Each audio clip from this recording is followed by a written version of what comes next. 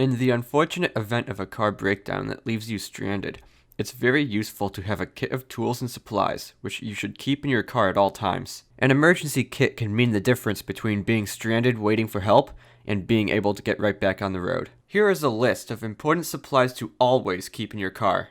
Jumper cables, roadside flares, spare tire and jack, first aid supplies, bottled water, granola or energy bars, small tool kit, a flashlight, car escape tools such as a seatbelt cutter and a window breaker, road maps, blankets and extra clothing, especially for colder climates, a car fire extinguisher, antifreeze, a roll of duct tape, washer fluid, paper towels or rags, 2 quarts of oil, and a no-spill gas can. You can often find these items being sold as kits online or at automotive stores.